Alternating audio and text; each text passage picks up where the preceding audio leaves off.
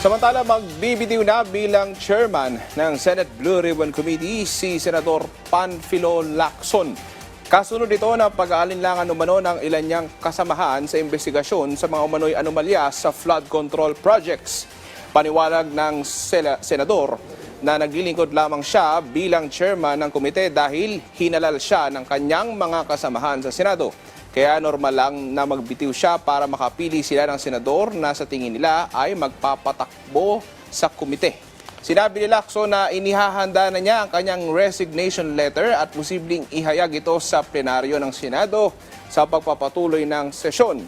Sa kabila nito, tiniyak ni Lacson na tuloy-tuloy ang kanyang paglaban sa katiwalian at maling sistema na umaabuso sa pera ng bayan. Dahil naging advokasya na niya ito mula pa noong pumasok siya sa serbisyo publiko.